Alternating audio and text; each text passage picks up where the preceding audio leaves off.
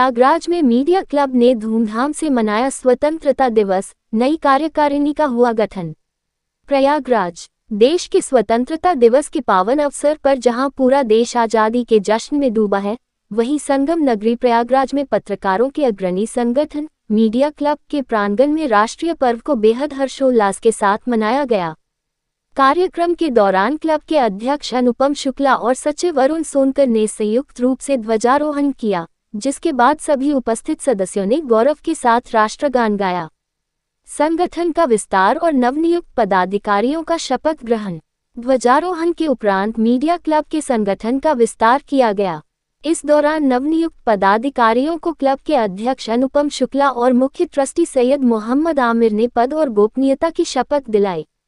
सचिव बने अरुण सोनकर, उपाध्यक्ष बने प्रशांत शर्मा, कोषाध्यक्ष बने तारकेश्वर पांडेय, प्रकाशन मंत्री बने दिलीप जायसवाल, सह प्रकाशन मंत्री बने Ajay Kushwaha, legal adviser tax बने मानस केसरी और कार्यकारिणी में शामिल हुए नए चेहरे सदस्य अबुल कलाम रायन, आलोक जायसवाल, मनोज सिंह मनु, अनुराग दुबे, ज्ञानेश्वर शर्मा, अशद कुरैशी, श्यामू कुशवाहा और हिमांशु त्रिपाठी।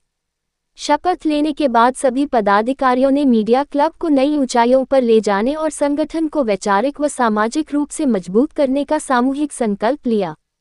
पत्रकारों के हित में सदैव तत्पर रहेगा मीडिया क्लब, अनुपम शुक्ला। सभी नए पदाधिकारियों को बधाई देते हुए मीडिया क्लब के अध्यक्ष अनुपम शुक्ला ने उनके उज्जवल भविष्य की कामना की। उन्होंने अपने संबोधन में स्पष्ट किया कि मीडिया क्लब का मुख्य ध्येय पत्रकारों के हितों की रक्षा करना है। उन्होंने कहा, हमारा संगठन निरंतर पत्रकारों की सहायता के लिए कार्य करता रहेगा। चाहे हमारे संगठन का पत्रकार साथी हो या किसी अन्य संगठन का, जब भी किसी पत्रकार को मदद की जरूरत होगी, मीडिया क्लब पूरी मजबूती के साथ उसके साथ खड़ा रहेगा। सहभोज के साथ संपन्न हुआ उत्सव। शपथ ग्रहण समारोह के समापन के बाद मीडिया क्लब परिसर में एक विशेष सहभोज सामूहिक भोज का आयोजन किया गया। इसमें सभी पत्रकार साथियों ने एक साथ बैठकर भोजन किया और परस्पर मिलकर स्वतंत्रता दिवस की बधाइयां बांटी। इस गरिमामय अवसर पर शहर के कई वरिष्ठ पत्रकारों और गणमान्य नागरिकों की गरिमामयी उपस्थिति रही। कार्यक्रम में मुख्य रूप से वरिष्ठ पत्रकार जी.एन. यादव, वरिष्ठ पत्रकार सलमान अहमद, शरद मालवीय, विनोद पांडे, काशी जायसवाल, कार्यालय प्रभारी जी.एन. वैश्य, सह कार्यालय प्रभारी विलास गुप्ता, मोहम्मद इरफान, आनंद श्रीवास्तव, शिवजी मालवीय, ए.के. नायर, कारी आरफीन, आकाश गुप्ता, सुधाकर सिंह, कपिल सिंह, डॉक्टर आदित्य चंद्र प्रकाश, रहीम अहमद सहित भारी संख्या में पत्रकार साथी और अधिवक्ता मौजूद रहे। हमारे पत्रकार साथी रिजवान अहमद, जो कि काफी सक्रिय थे, मगर आज उनकी गंभीर रूप से वो ग्रसित है। उनको डॉक्टर ने ब्लड कैंसर के लिए डायग्नोज किया। आज मीडिया क्लब आया है उसकी मदद के लिए। कोई हम दिखावा नहीं करना चाहते, मगर हम आपसे अपील करेंगे कि जो मदद हो सके आप भी बढ़ चढ़ के रिजवान की करें, जिससे कि उनका बेहतर इलाज हो सके और फिर वो स्वस्थ होकर हम सबके बीच में आ सकें। और रिजवान का पर्सनल क्यूआर और अकाउंट पे ही लोग पैसे ट्रांसफर करें, जिससे कि उनकी मदद हो सके। रिजवान का खाता भी है, उसका कोड भी हम लोग जारी कर देंगे क्यूआर, और हम खाता नंबर भी उसका जारी कर देंगे। मगर आप सबसे रिक्वेस्ट है कि उस साथी की मदद करें, पत्रकार की, कि वे फिर से अपनी खुशहाली जीवन में अपने परिवार के साथ काम कर सके और रिजवान के ही पूरे अकाउंट्स में उसकी मदद उस तक पहुंचाए। धन्यवाद।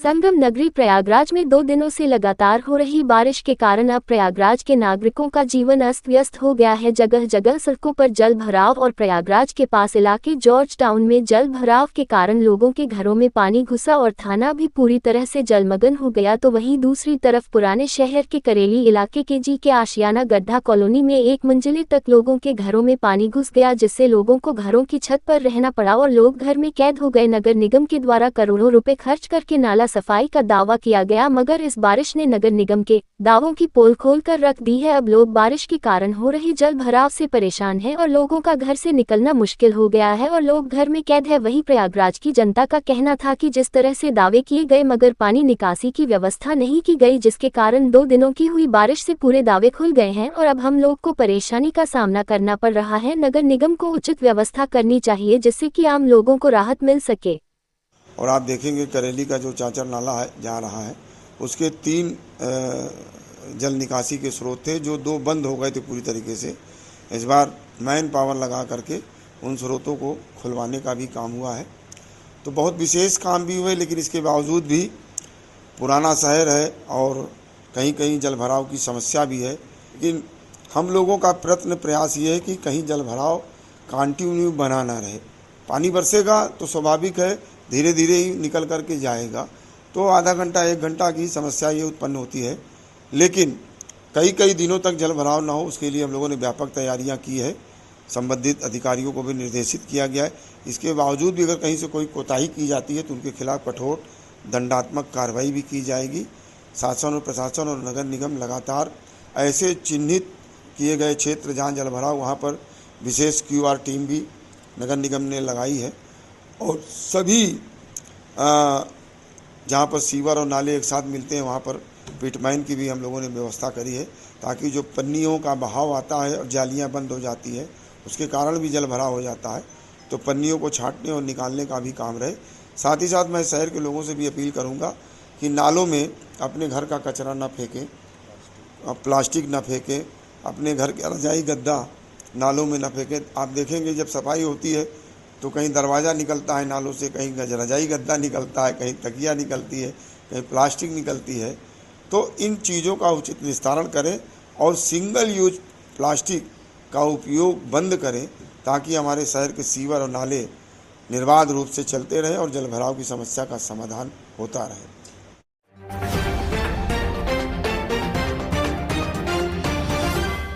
नैनी थाना क्षेत्र के मरौका गांव में मंगलवार 18 अगस्त 2026 की रात करीब 8 बजे बारिश और मकान के पीछे पानी के भराव के चलते एक 3 मंजिला मकान अचानक भर कर गिर गया। मकान पत्रकार अनिल कुमार भारतीय का बताया जा रहा है। घटना के समय परिवार के लोग घर के अंदर मौजूद थे, लेकिन हादसे से करीब 10 मिनट पहले ही बच्चों समेत सभी परिजनों को बाहर निकाल लिया गया था। इसके चलते बड़ा हादसा होने से टल गया और किसी प्रकार की जनहानि नहीं हुई। मकान गिरने की सूचना मिलते ही आसपास के सैकड़ों ग्रामीण मौके पर पहुंच गए। वहीं मीडिया से जुड़े साथी भी घटनास्थल पर पहुंचे और स्थिति का जायजा लिया। बताया गया कि मकान के पीछे लगातार पानी भरने और बारिश के कारण उसकी नींव एवं संरचना प्रभावित हुई, जिसके बाद मकान अचानक गिर गया। परिजनों के अनुसार मकान के निर्माण में करीब 10 लाख रुपए खर्च हुए थे। घटना के बाद परिवार का रो कर बुरा हाल है। सुरक्षा को देखते हुए लेखपाल और जेई को सूचना देकर बिजली का तार कटवाया गया। घटना की जानकारी चौकी प्रभारी को देने के साथ ही गांव के पार्षद को भी अवगत कराया गया। ग्रामीणों ने प्रशासन से पीड़ित परिवार को उचित सहायता और नुकसान का आकलन कराकर राहत उपलब्ध कराने की मांग की है।